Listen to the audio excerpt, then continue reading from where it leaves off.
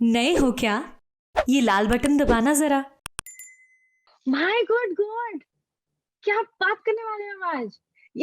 ये टॉपिक मैं बता रही हूँ, आप वीडियो बंद कर दो। ये टॉपिक आपके लिए है ही नहीं।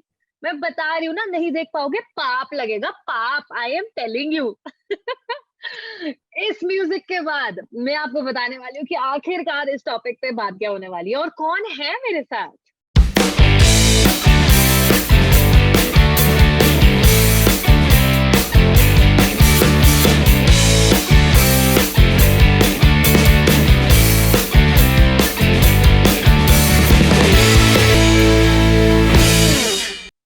Alright guys, welcome to mental mania club. मेरे साथ है इस टाइम के ऊपर नियति एंशा और बहुत सारी बातें होने वाली हैं। एस ई एक्स, सेक्स के बारे में। पाप लगेगा, पाप। भाई गॉड, भगवान जी मुझे बचा लेना प्लीज। ऐसे टॉपिक के ऊपर आज मैं बात करने वाली हूँ।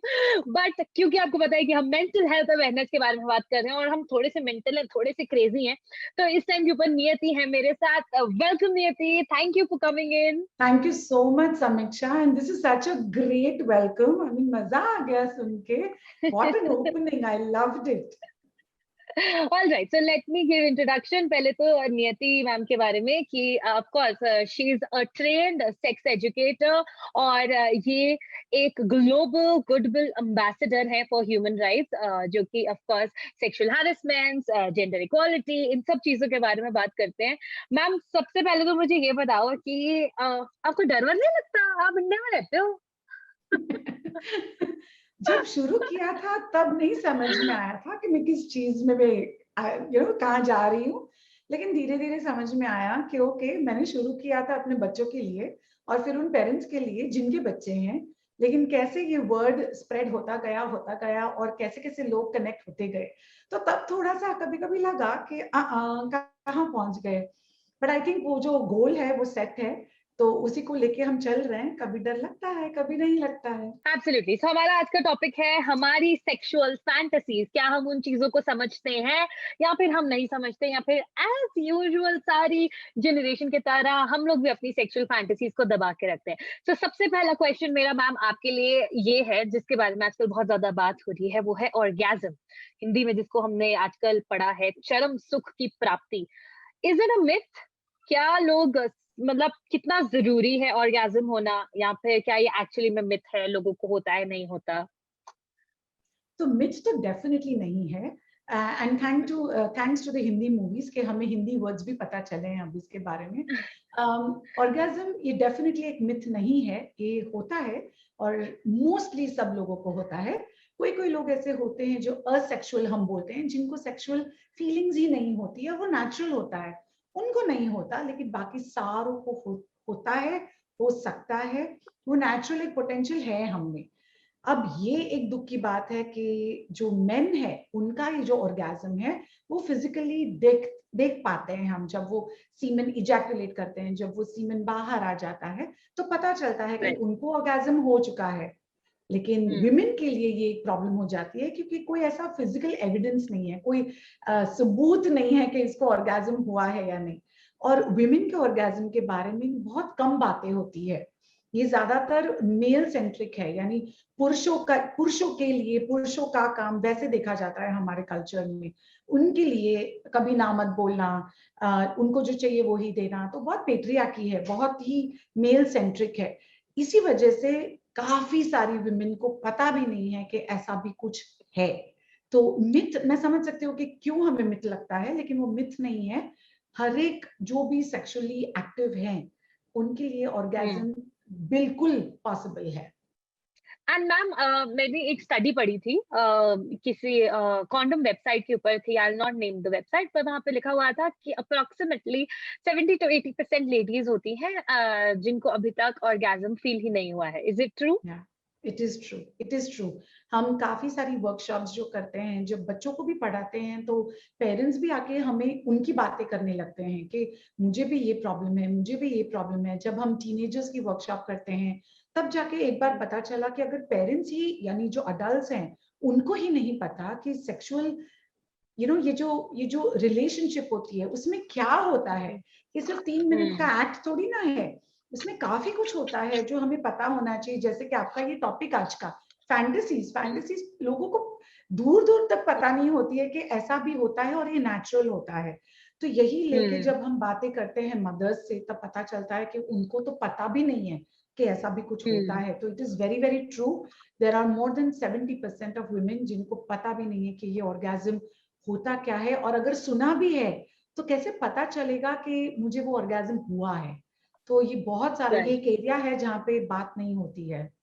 एब्सोल्युटली एब्सोल्युटली, आई थिंक हम इतना ज्यादा शाय अवे करते हैं, और स्पेशली लेडीज, एंड क्योंकि ये एक ऐसा टॉपिक है जहाँ पे आई एम प्रिटी श्योर कि जो लड़के लोग आएंगे और वो कहेंगे कि you know we are very good in bed, हम बहुत अच्छे हैं, हमारी लड़की ने तो या हमारी वाइफ ने या गर्लफ्रेंड ने तो हमें कभी कुछ नहीं बोला। बिकॉज आई पर्सनली थिंक कि लड़कियां बहुत ज्यादा इस चीज को फेक कर देती हैं, बिकॉज हम लोगों को ऐसे ही ब्रॉट अप किया गया है कि वो मेल ईगो आगे आ जाती है। You know, it just comes in between. You just can't hear this कि oh you couldn't make a girl come, और आप वो orgasm नहीं feel कर पाई है। So I think that's very true. वो टैबू तो है ही है कि वो एक मेल को ऐसा लगता है कि I am great in bed, या तो कि मेरी बीवी या मेरी गर्लफ्रेंड कभी कुछ नहीं बोलती and I am having a great time. तो उनको ये बिलीव करवाना भी हमने ही सिखाया ना कहीं। We women are not speaking about it. हम नहीं बोल पाते हैं कि नहीं मुझे मजा नहीं आया, या तो मुझे ऐसे चाहिए, या तो मेरी चॉइस ये है। और वो ये भी होता है कि हमें ही कुछ पता नहीं है, तो फिर दूसरों को कैसे पता चलेगा? Simple. Absolutely. That's really true. So of course ये एक मिथ नहीं है, and बहुत सारे लोग इस चीज को अचीव कर सकते हैं। So coming towards our questions, जो आज हमारा टॉपिक है, it's sexual fantasies के बारे में बात कर रहे हैं। तो different लोगों की different fantasies होती हैं, and हम एक ऐसी सोसाइटी के अंदर है जहाँ पे हम ये चीज कम्युनिकेट नहीं कर पाते। So ma'am, as a sex educator मैं आपसे ये सवाल जरूर पूछूंगी कि कितना जरूरी है अपनी सेक्सुअल, सबसे पहले तो सेक्सुअल फैंटेसीज है क्या, दूसरी चीज कि कैसे हम उन्हें कम्युनिकेट करें अपने पार्टनर के साथ। तो वन, तो हमें सिखाया ही नहीं गया है कि ये सेक्स के बारे में बात भी करनी चाहिए, वो सिंपल हाइजीन हो या सेक्सुअल फैंटेसीज हो। तो पहले तो ये सेक्सुअल फैंटेसीज नॉर्मल है, नेचुरल है, सबकी एक चॉइस होती है, सबको कुछ ना कुछ पसंद आता है। इट्स लाइक चॉकलेट्स एक कॉमन फैक्टर है, लेकिन किसी को 5 स्टार अच्छी लगती है, किसी को डेयरी मिल्क अच्छी लगती है, किसी को स्नीकर्स अच्छे लगते हैं। तो ये ऐसी ही चीज है, सबकी एक चॉइस होती है कि उनको क्या पसंद आ सकता है। अब ये भी जरूरी नहीं है कि जो वो ड्रीम करते हैं या फैंटेसी उनकी होती है वो जब करेंगे तब उनको अच्छा लगेगा कि नहीं, लेकिन एक ड्रीम होता है, एक फैंटेसी होती है कि मुझे ये करना है, मुझे ये एक्सपीरियंस करना है। तो ये बहुत ही नेचुरल होता है, बहुत ही नॉर्मल होता है। तो definitely sexual fantasies is true. दूसरी बात कि कैसे किस टाइप की फैंटेसीज होती हैं? तो कैसे कभी कभी होती है कि मुझे 3 लोगों के साथ सेक्स करना है, यानी 2 और लोग चाहिए, सिर्फ मैं और मेरा पार्टनर नहीं। So we call it threesome.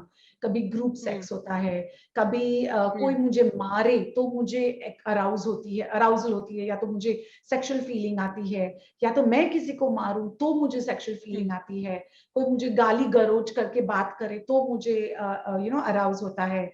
तो there are lots and lots. It's normal, very normal, very normal. सिर्फ ये हमें पता करना है बहुत सारे लोग या एब्सोल्युटली, तो बहुत सारे लोग जिन लोगों को नहीं पता, there is also a term called BDSM, जो कि I think in sexual fantasies की कैटेगरी के अंदर भी आती है।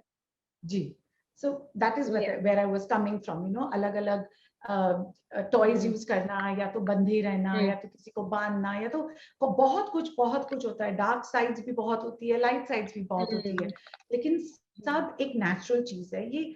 हाँ, अगर आपने पॉर्न देख देख के अगर ये सीख रहे हो, या तो आपकी इच्छा हो रही है कि मैं ये करके देखूं, तो somewhere it may not be very healthy somewhere. But अगर ये अंदर से ये बात आती है तो वो नेचुरल फैंटेसी है। अगर कुछ सीख के या देख के हमें एक्सपीरियंस करना है तो वो स्टिम्युलेटेड है, वो एक देखी हुई चीज है जो हमें सिर्फ दुकान में देखी तो चाहिए कि एक बार ट्राई करें, लेकिन वो नेचुरल ना हो। It's you don't know. वो जब एक्सपीरियंस करेंगे तभी उनको पता चलेगा कि मुझे ये सच में अच्छा लग रहा है या नहीं। लेकिन काफी फैंटेसीज जो होती है वो इनबिल्ट होती हैं, जो अंदर से वो भाव आते हैं। So that is the truth. That is what you should follow. Right, and coming to the second part of the question, जो कि बहुत ही इंपॉर्टेंट क्वेश्चन है, क्योंकि बहुत सारी ऐसी लेडीज हैं। सबसे पहली बात तो लड़कियां कम्युनिकेट ही नहीं करती हैं कि हमें ये टाइप चाहिए या ऐसा चाहिए या वैसा चाहिए, या बात ही नहीं होती है इस टॉपिक के बारे में। अगर कोई बात करता भी है इस टॉपिक के बारे में, तो कैसे आप कम्युनिकेट कर सकते हैं अपने पार्टनर के साथ? आई थिंक ये सबसे बड़ा क्वेश्चन है यहाँ पे, कि आप कैसे अपने पार्टनर को ये चीज बता सकते हैं कि how important it is to know your fantasies. या सो आई थिंक समीक्षा, ये है ना, शुरुआत कर सकते हैं हम छोटी छोटी स्टेप्स को लेके। एकदम से फटाक से आप एक दिन उठ के बोलोगे कि मुझे ऐसे नहीं, मुझे ऐसे चाहिए, तो शायद आपके पार्टनर भी थोड़े सरप्राइज हो जाएंगे, ये कहाँ से आ Of रहा course. है, I don't Yeah. Know how it will turn out to be. It can be good, it can not be good, लेकिन सेफ वे ऐसा होता है, अगर आप हेजिटेट कर रहे हो तो स्लो एंड स्टेडी शुरू कीजिए।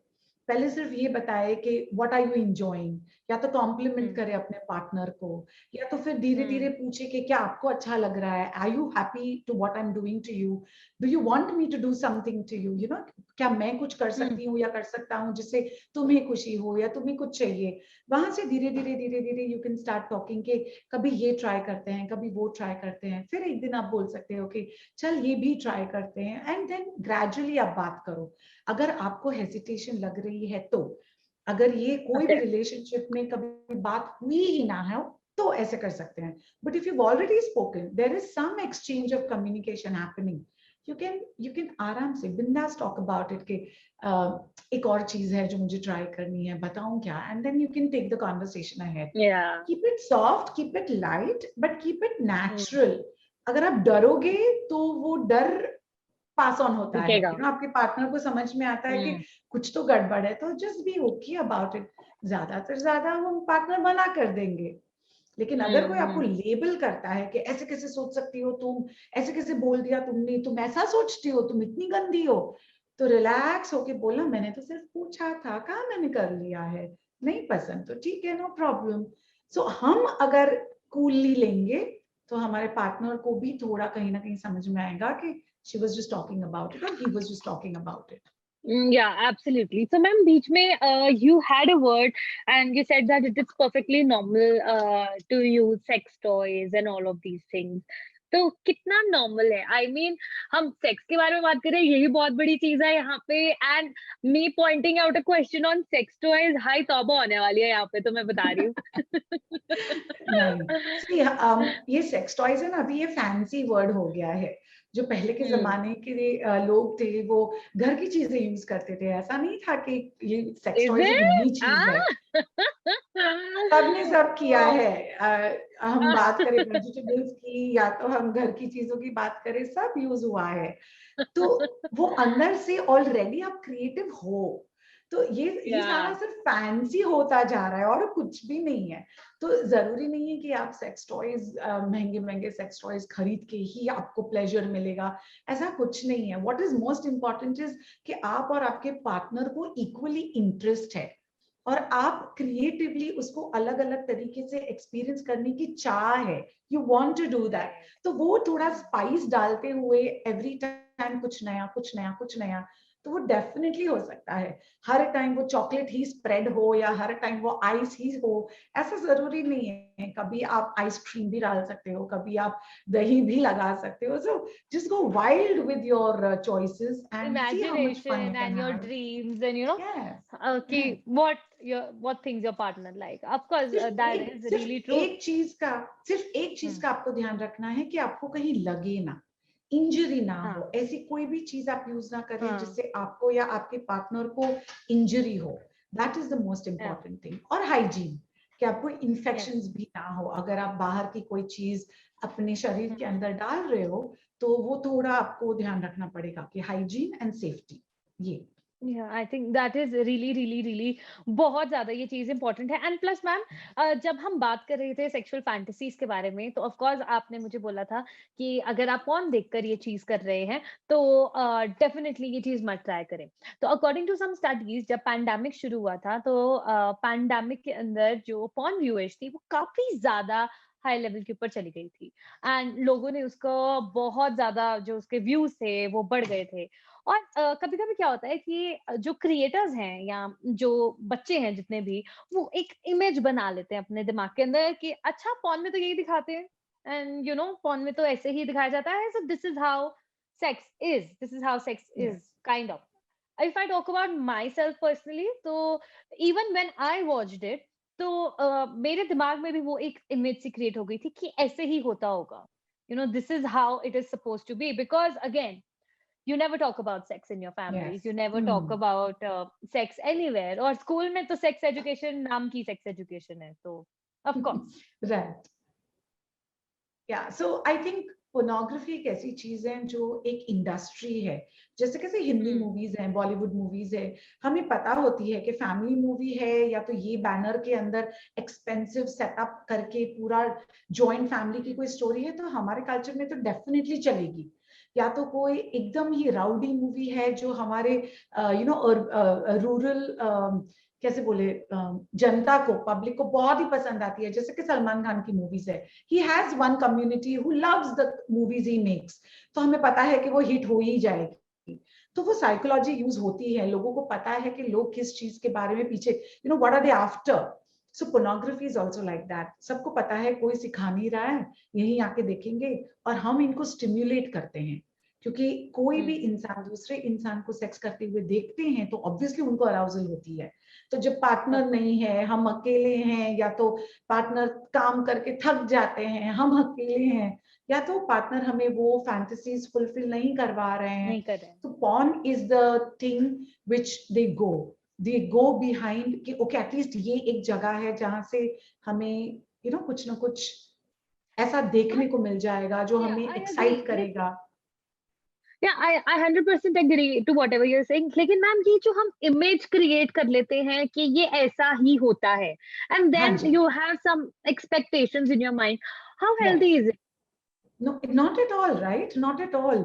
क्योंकि जिन्होंने भी पॉन देखा है उनको पता है, I was arriving to that, जिन्होंने भी पॉन देखा है उनको पता है कि वहां पे जो लड़कियां होती हैं उनको मेकअप किया हुआ होता है, उनके बाल सवरे हुए होते हैं, वो हील्स पहनी होती है, there is a toned body that they use because that is या what a human mind wants to see and wants to believe।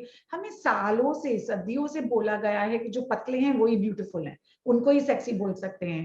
तो कभी पोर्नोग्राफी में मोटी लड़कियां या तो नॉर्मल नेचुरल बॉडीज नहीं आपको मिलेंगी, मेकअप वाली मिलेंगी। और फिर जब रियलिटी में जो थका हुआ पार्टनर हमारे सामने आता है तो हमें हमें टर्न ऑफ हो जाता है।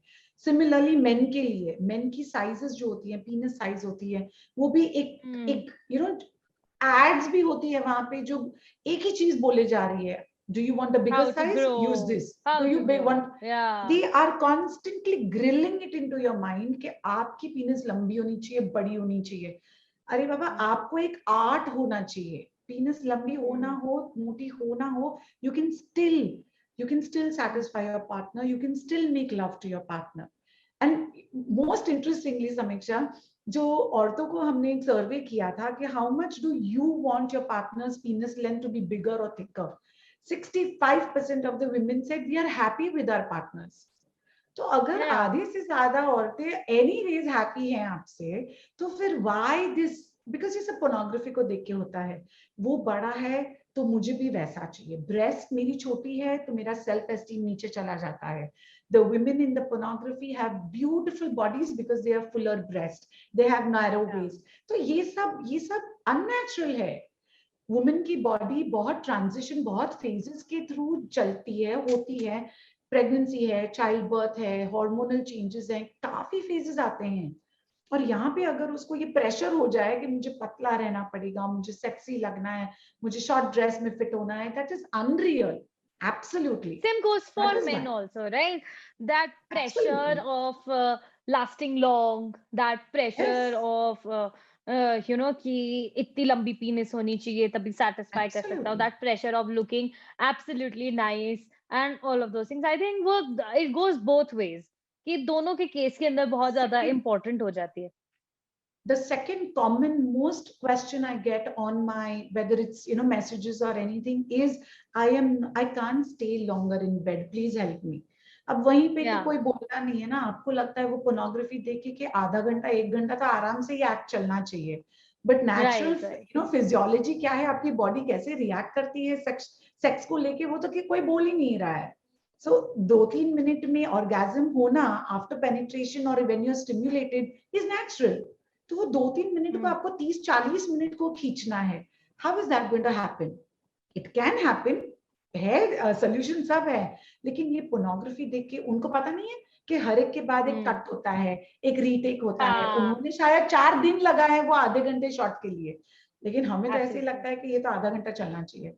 सो it is one of the most scariest जो क्वेश्चंस आते हैं, and it's heartbreaking. It is absolutely heartbreaking कि लोग पोर्नोग्राफी को कितना ज्यादा सच मान लेते हैं और अपनी लाइफ के अंदर अप्लाई करने की कोशिश करते हैं।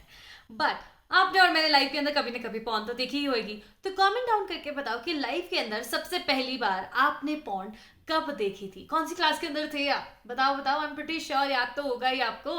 और इस टॉपिक के बारे में हम और भी इलाबोरेटिव फॉर्म में बात करेंगे इसके नेक्स्ट एपिसोड के अंदर। तब तक के लिए दिस इज मी समीक्षा साइनिंग ऑफ।